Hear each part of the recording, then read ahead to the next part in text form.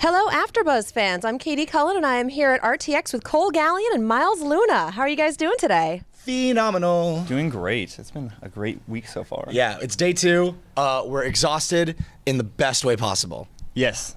Best exhaustion. What are you excited for the convention? Oh Jesus, man.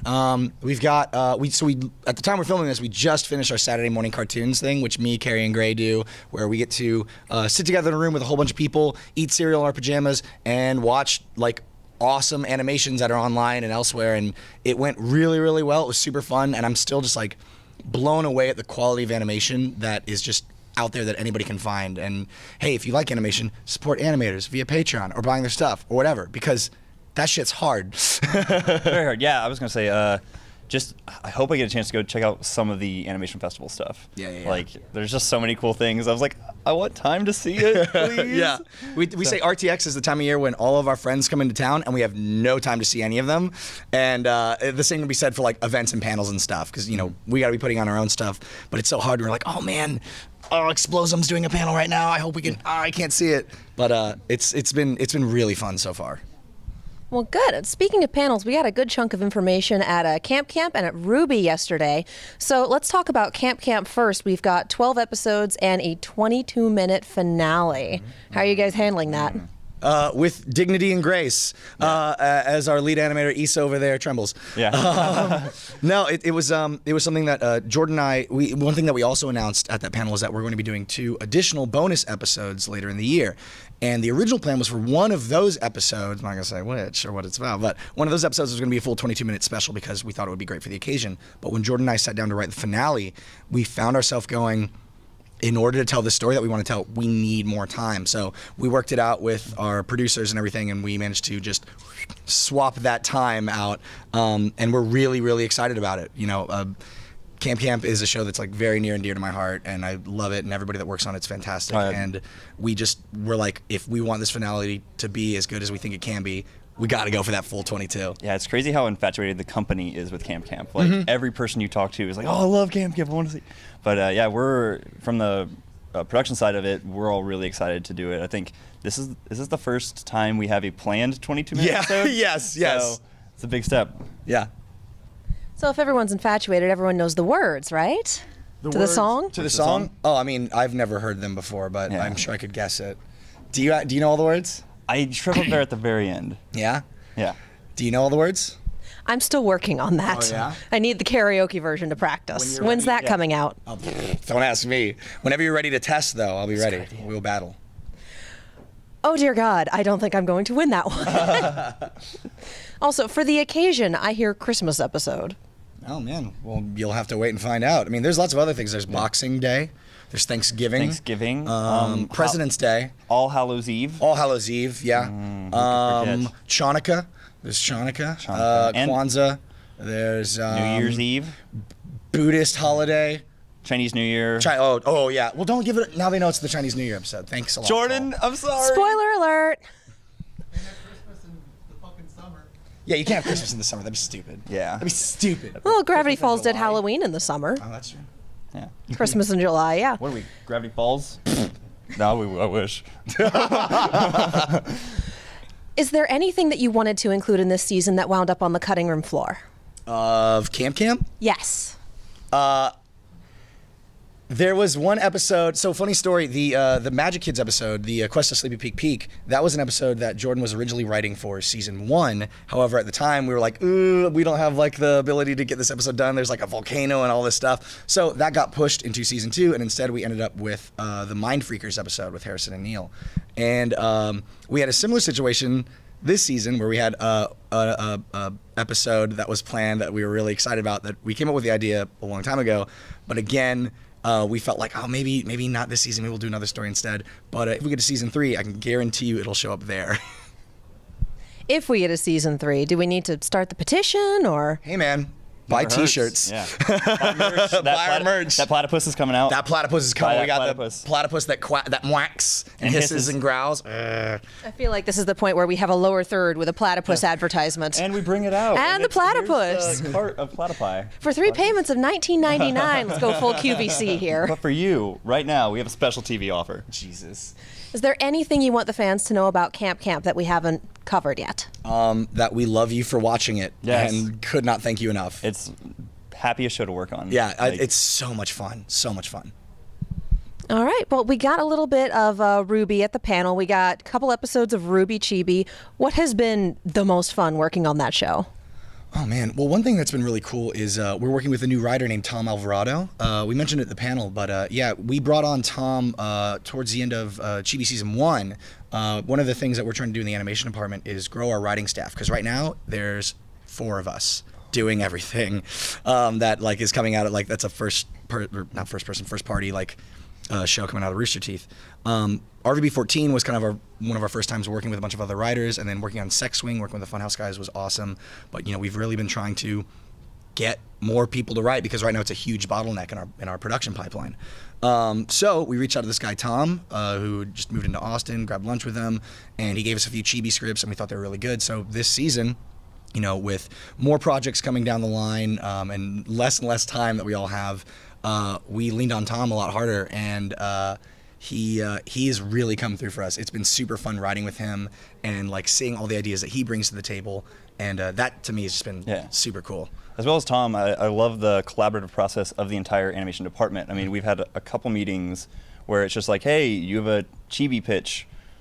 How can we brainstorm to make this come to light? So it's been cool to see like every single person, whether you're audio mixer, animator, 2D department, you can go in and be like, hey, I have this idea. And it's like, okay, well, we see how we can take that and shape it to work for the show. Yeah, and working on Ruby proper is always, it's a blast. It's definitely the most, I think, stressful show that I work on, because it's, a lot of eyes are on that one, and it's got a lot going on in it, and it's always fun to kind of take a step back and just play around in the Ruby Chibi universe.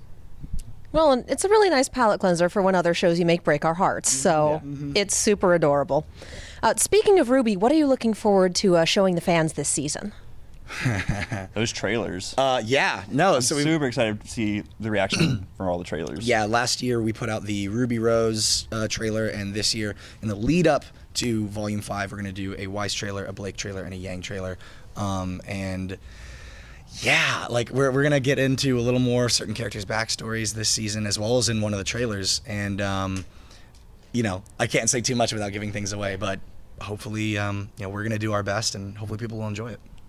We have a release date for the season of, I believe, October 14th. Do we have release dates or at least a timeline for the trailers? Nope. Before then? Yeah, before October 14th. Yeah. Good, at some point in our lives. Yep. All right, well, really looking forward to Ruby this season. Thank you. Let's talk a little bit about fan service. This is a podcast that went from a very small, limited pilot season to having a logo, having a title, having segments, having guests, just this huge explosion. We have 2 shirts. I'm so happy. They're over there. Yeah, they're my bag. You want to bring them on camera and advertise? Buy our stuff. Do it. Also, I like how you have a logo. It's a great step up in becoming a real show. You're right. Oh, branding. Yeah, absolutely. It's very on brand. Fan service has been super fun, and seeing Cole step up as a producer for the show and really like make it bigger and better every single season that we're able to come back has been great. And the only reason we're able to come back is by viewer support, and we can't thank you enough. And you can support us by buying things. With a logo. We have a logo. This is just the logo shirt. And then we released here at RTX in conjunction with Michelle and our graphic design department. We have just a general anime shirt, tsundere. So she's so cute. She's my favorite girl ever now. She's the best girl. So it's the best girl. I love her. Are these available on the RT site? The first one definitely is. I can't remember if the tsundere one is a RTX exclusive or not. I'm not sure. But you can buy the first one. Yeah. Buy like 3 of them. Call up your friend. Do it. Call up your friend and tell buy the tsundere here. If they don't even like anime, be like, do you like robot roosters? And then if you have a friend that does, go, that's weird, and then buy them 13 of those shirts. Yeah, and that's kind of the thing like with the shirt that we wanted to express, similar with fan service. Like even though it's a show for anime fans, we wanted to say, hey, even if there's like one little bitty anime that you like, we still want to celebrate that with you. Like we don't want to exclude anyone. That's why the shirt is very much like anybody can wear the shirt. You don't need to know what Rooster Teeth is even. It's just a cool design on a shirt. You don't need to know about Cole Explains you do. or the Sidecock or any of those really dumb things that we have on our show. Yeah. So what's next for fan service? Where do you want to take the podcast? Well, we definitely want to start getting more and more guests on. I know we've had Jessica Negri on, Raina Scully. We want to get them back on again. We're also talking about getting some directors from local companies, have them come on and kind of express more, because our fans love the behind the scenes. They love to hear, okay, how does this get made, and why are we passionate about these things when we're making it as well? Like, what prompted us to step into this industry? So I'm really excited to start getting more and more external talent on and start growing it. I just hope we get to keep making the show. It's so much fun. It's such a awesome way to end your day. Just hang out with your friends, drink a little bit, and talk about anime. Yeah. And for every view that we get, and every time somebody shares the podcast or the show with a friend, it helps us out so much. Yeah. So thank you to everybody that's watching. Thank you so much. Like, comment, subscribe, etc.